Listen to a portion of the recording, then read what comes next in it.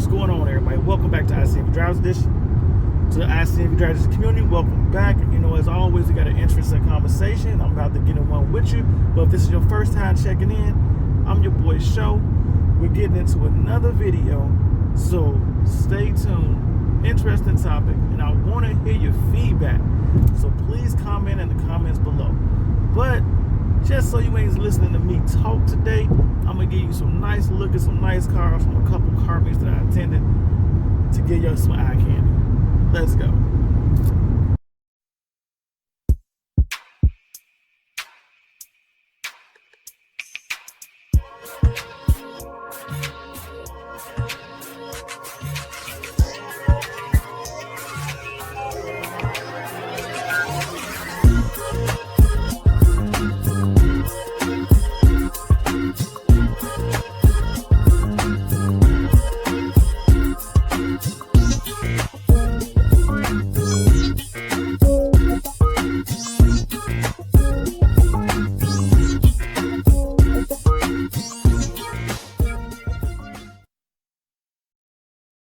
Okay, everyone, if you've been following the channel, you know as of recently we've been having a lot of conversations about car shows, the way people act up when they're leaving or departing car shows, car events, car meets, and so forth. And the actual question has been asked, how can you tune down the shenanigans?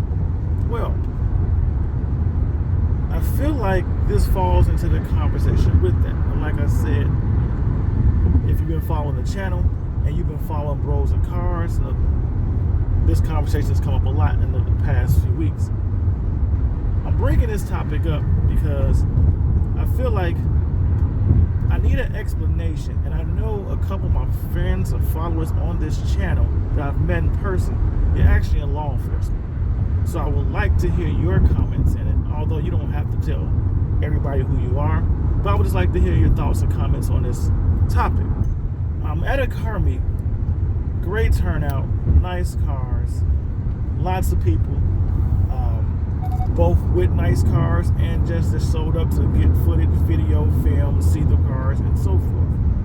Well, as always, because I'm always looking to get footage and different content for you guys, I don't leave early.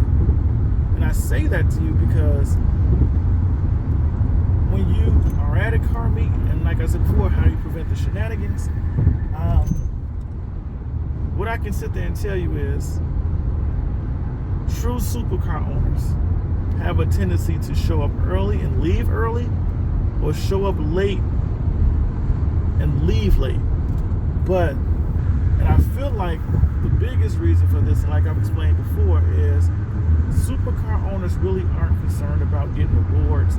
It's literally come out, showcase the car, have a few conversations, and then their award, their trophy, is actually the car. So they will hang around for a minute, maybe meet some other like-minded individuals, and then they are off to enjoy the car. They hit the road, they go out and drive. It's about the driving experience. So if you understand that, you can understand why most car meet video leaving footage usually starts within an hour of the event starting, or the showcase. Now, for specific reasons, I won't name the specific town, police department, and things of that nature. But what I will sit there and say is that they were a great host. I can't argue that part of the situation. But once the event was over and people was leaving out, I think I didn't agree with some of the things that they did. One is, maybe it was just me when we went to the park, but I saw them funneling cars through residential areas. I don't really agree with that. And part of the reason why I don't agree with that is because some people don't think like I think. And when I say that is, they may still want to showcase their car, but a residential area isn't the place for it. So when you funnel people through a residential area and not down a main street, I feel like it's partly a recipe for disaster. But now I'm going to get into the primary point of this video. So I'm attending this car meeting. We get ready to leave, me and several other people. We're probably about 7 cars deep. I'm almost the next to last car.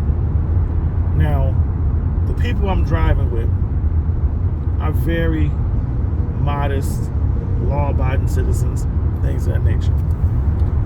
There is no shenanigans from our group.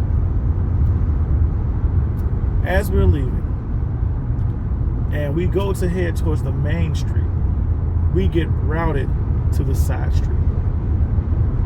So understanding everything I just sat there and said to you, because that's my perspective on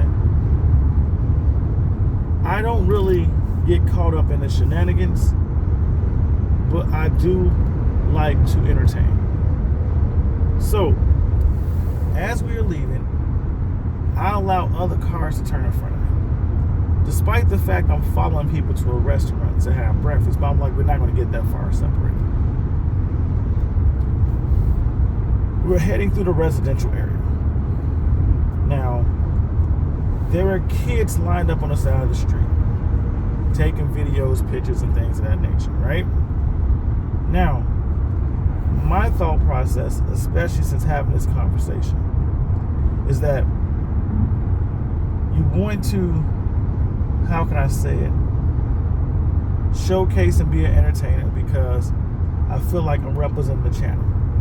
And there's a lot of things I'm doing in the background to try to grow the channel, the business, and the brand. So I'm very cautious of what I do, especially when I'm riding around in Zeus, which to me is technically showcasing or advertising the brand, because he has so many labels on him that recognize or represents or indicates ICNV Driver's Edition. So I don't feel like I can go inside any crowd and hide, especially with his unique color. That's my logical thought behind my ownership of this car. So I'm going to share with you a story, a more in-depth story, because even though I've told this story, I didn't tell the specifics. And I feel like the specifics need to be heard. So as we're leaving the event, if you've seen Zeus in person, Zeus has a boiler attack exhaust system. I've had this exhaust system for over a year. So in my belief system, I understand my exhaust system, the noise it projects, and how to utilize it. So as we head out, because they're following us through a residential area, I'm not going to do a hard pull. Because tires are expensive, hard to find, and honestly, I'm still on back order for a set of rear tires. I'm not trying to burn up my tires or do any shenanigans like burnouts and stuff like that, because I already having problems getting my hands on tires for Zeus. But what I will do is make the exhaust pop.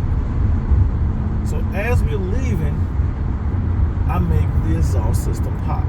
Now I know some people are going to say, well, that's a noise ordinance and things of this nature and so forth. And I will never argue with you. But the one thing I will say to you is there's levels to this. And when I say there's levels to this, part of the reason I went with the boiler attack exhaust system was so I can still open and close my valves, which quiets Zeus down. Another reason, and not only the fact I can quiet Zeus down, I've had the car for over a year. So I understand how to make the exhaust extremely loud, how to make it moderate, and how to make it pop now, because I've had it long enough to play with it. So as I'm departing, people are recording, taking pictures and things that day. I stop at a stop sign, come to a complete stop, move forward, as I'm rolling, I tap the gas. The reason why I tap the gas is just enough, not accelerate, tap the gas. I tap the gas because the car goes up for a second with a little rev, and then when it comes down, you get a lot of pop, pop, pop, pop, pop, pop, pop. That's literally what I did.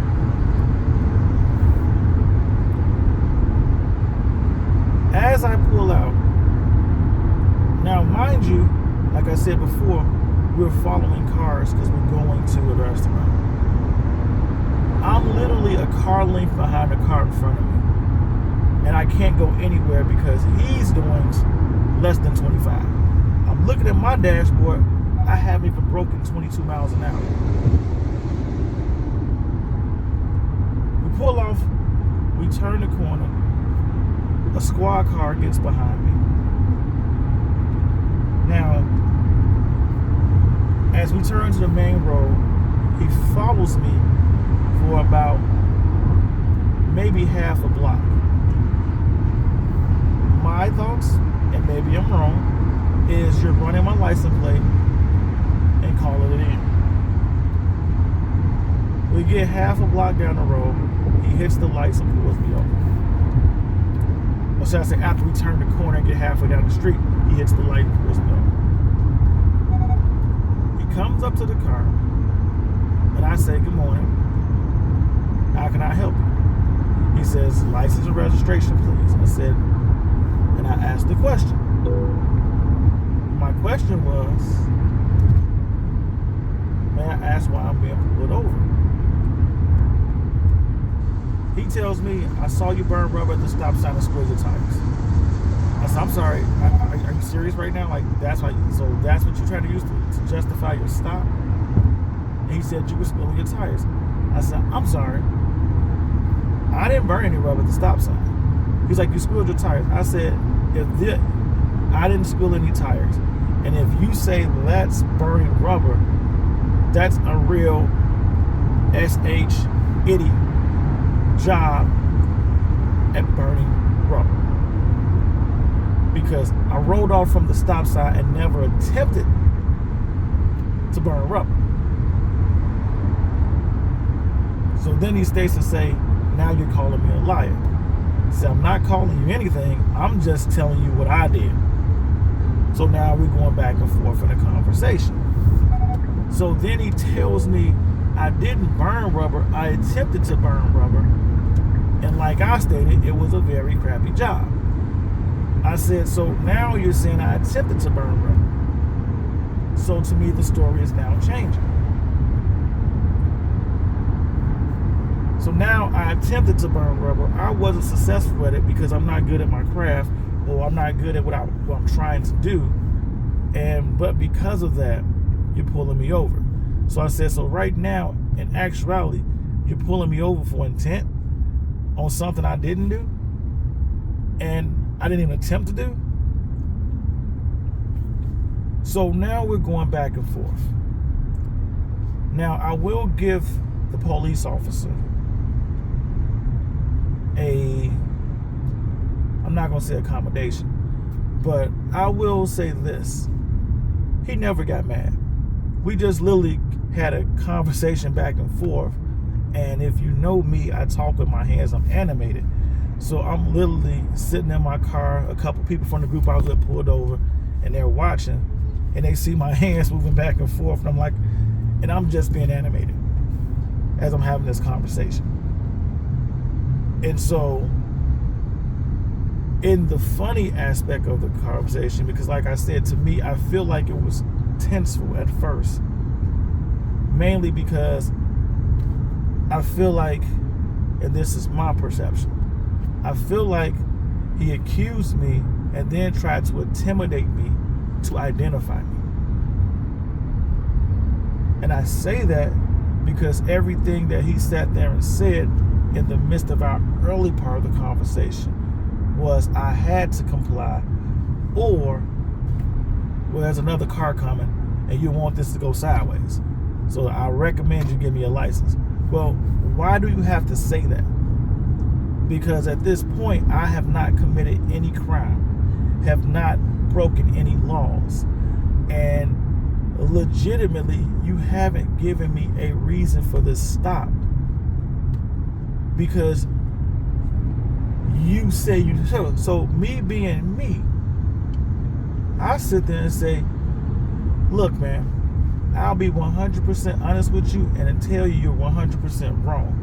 And to validate that you're wrong, we can go back. I will get in the squad car voluntarily. And there's a row of kids that were videotaping. We can ask any of them, do they have a footage of me pulling off?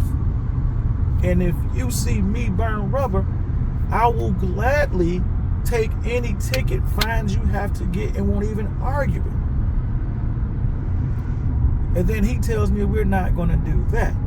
I saw the car jerk hard, this, and this.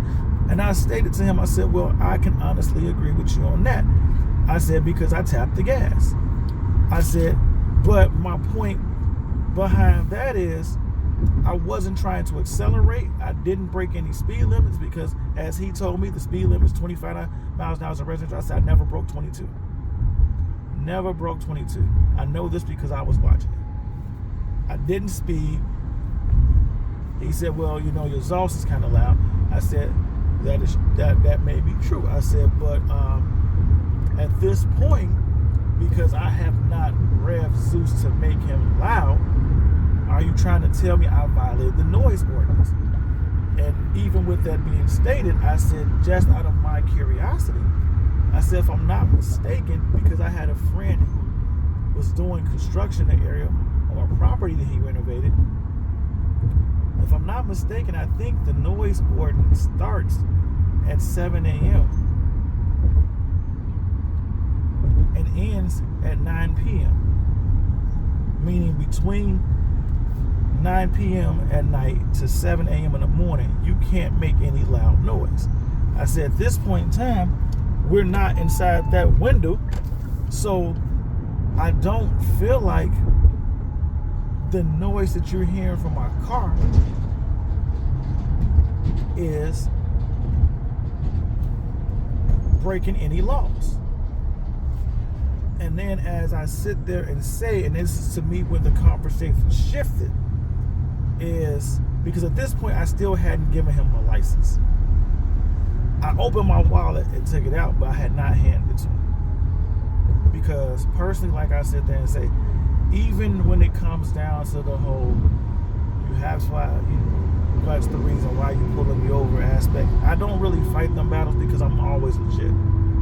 So I don't care if you want to see my name, verify if I'm who I say I am and so forth. I'm just not that person. I don't get off into the whole, and I'm not saying it's right or wrong, I just don't get off into the whole Fourth Amendment right, this, and this. I just literally like to see what my accusations have been accused of, but I will give you the driver's license. I don't care. I will give you the insurance information. I pay it for a reason, so I don't care. But at this point, he refers back to, I'm telling you, I heard tire squeal. I said, well, I'll just be honest with you, I didn't hear any tire squeal. I didn't do anything to make my tire squeal. But realistically, I said, come on, man. Let's be real. I said, this is a residential area. That is not the place for that. I'm not finna sit here and do burnouts on a residential street. I'm not finna sit here and do hard pulls down a residential street. Then he says, well, I saw the car jerk. I said, look, man, there's another car directly in front of me. Where am I going? That's all I did was tap the gas. And me tapping the gas, already rolling, and I hit the gas in the car to give a demonstration. I said, it's not going to squeal tires. And when I hit the gas, the car jerked and took off. And I literally rolled about 5 or 6 feet. Now, I won't lie to you. In my heart of hearts, my mind of mind, I could have swore I put this car in park. So apparently I did not put Zeus in park. And so my answer was, you know what? And literally with a straight face, as he looked at me with a different look on his face, as if I tried to take off while he was at a traffic stop, I literally looked back at him and said, you know what? here's my license. And started laughing. He walked up to the car, and I'm telling you, this thing could have completely went south. But he walked up to the car after me moving about 5 feet for hitting the gas. I said, I'm gonna put this thing in park. Here's the license. He took the license and said, that's a first. And I said, no, I'm not trying to be disrespectful or anything like that. And I'm glad the entire time we were actually having a conversation. And apparently from the eyes of the onlookers of the people that was with me, they thought it was really getting heated. I never felt like it was a heated conversation. But I did feel like it wasn't a very comfortable conversation. But my thing is, I'm just older in life. When I was younger, I would have never said anything. I just took whatever came. But I just feel like at this point, like I'm older, I'm responsible. I try to do the right things in all situations. I just don't feel like I can't talk to somebody. We're all humans. We're all people. Police officers are people too. I feel like I can talk to them. But the problem I have is I feel like in most situations, they don't come to you in a manner that makes it feel like you can talk to them. I don't know if it's the training. I don't know if it's the thought process in their mind. We don't know where this is going to go or how it's going to play out. But I'm just telling you how I felt. So after that part of the incident there happened, and I handed him my license. After I handed him my license, he then told me, look, I'm not going to give you a ticket. I just want to have a conversation with you. And he explained, we are getting calls from this residential area. That's why I parked on this residential street, from people coming through acting crazy. My response was, I completely understand. So at this point, is there a belief that people are leaving, circling back around, and leaving and circling back around? I said, but like I explained to you before, this is not the place for that. I don't believe this type of activity should happen. And then he asked me, well, you jerked the car. I said, well, that's no difference in my opinion than a brand new driver getting behind the wheel of a car and they step on the gas too hard and the car jerks. So are you going to sit there and say that now because they haven't mastered the throttle response that you're going to give them a citation? Well, he's like, well, no, because, they're still learning. I said, but in my belief system is it's the same thing. And I'm not trying to be difficult, but you can't give somebody a ticket based on intent. Like, yes, I intentionally tapped the gas. I won't deny that. But the car jerking isn't against the law. So he then asked me, well, would you want somebody doing that in your neighborhood where you live at? So I said, so now we're having a conversation about intent. Would you want somebody jerking the car on your streets? I said, well, I didn't burn rubber. I didn't squill tires. I just tapped the gas and the car jerks. I don't look at that as a negative response. So I can't sit there and say, as I watch the girl next door from my house learn how to drive and she steps on the gas and she slams on the brakes because she's still trying to figure out the timing, that I'm mad at her for that. So because I'm an experienced driver and I step on the gas, I tap the gas and the car jerks a little bit, you now want to say that I'm being a menace to the neighborhood? Like, I don't think that goes hand in hand. And we were literally going back and forth with this conversation. And then he stopped me for a second and said, hey, as a formality, because I pulled you over, there's another squad car coming, when he talks into his microphone. I'm not going to give you a ticket, but I literally just want to tell you that the residents have complained, and we appreciate you guys for coming out, but keep the BS down. We don't want it. And I completely understand that. And my whole point behind this was that, but I don't know why, out of every car that left, out of all the stuff that was taking place,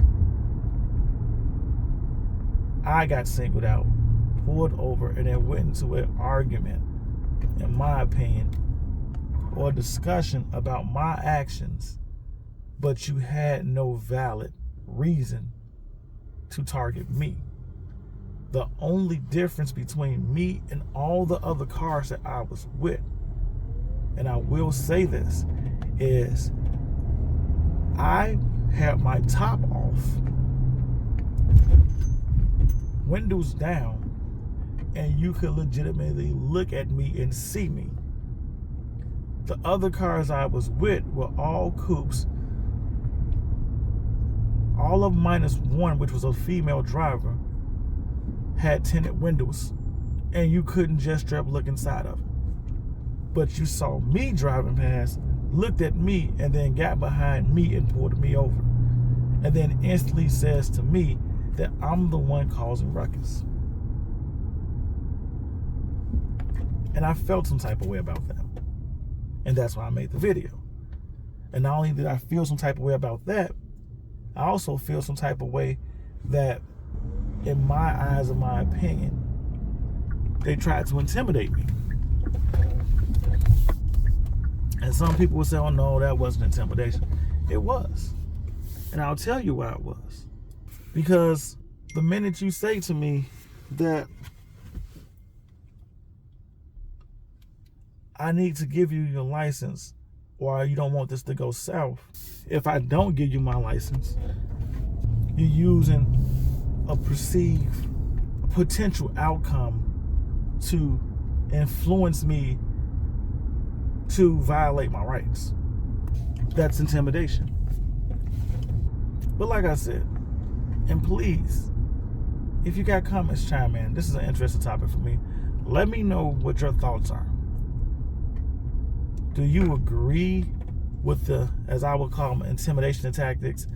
Can you help me understand why is it, in my opinion, when he first got behind me, he couldn't just approach me like a person and sit there and say, look, sir, I pulled you over. You did some questionable stuff, in my opinion. And I just want to tell you, people are complaining. Can you guys cut it off? That's it. Why did you have to try to identify me and I committed no crime?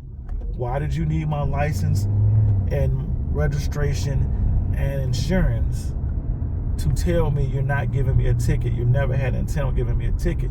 You just wanted to tell me to behave. But my thing is, my behavior was never inappropriate. So that's why I say, can somebody please explain to me, why does this take place, other than what we think the obvious reason is? I know a couple of you guys, especially some of you guys I met in person and follow my channel, are police officers, retired cops, and so forth. So you know how I am, how we have fun, how we hold conversations, and we have a history. But I feel like you have a history too, because you put the uniform on, and I support the blue. I don't argue with it. A lot of my family members, close family members, are cops. I even tried to become a police officer myself. It just didn't work out. But my thing is, I hold no ill will, but I'm just asking, how do we get here? And is there a better solution, or there's a better understanding I can take away from this? So, ICNV Driver's Edition, do me a favor, hit that like button, subscribe to the channel, We have interesting conversations. Like I said before, this is an interactive community, and I usually make videos based off my experiences, having fun with the cars, and comments you guys hit me up with on any of my social media platforms, because if I feel like it's an interesting topic, I shoot a video on it. So join the community, interact, share this video. Let's have a real conversation. But as always, chase your dreams, build your visions. Don't let anyone discourage you. It's okay to be unique. But as always, stay safe, stay blessed, and I will see you in these streets. Peace.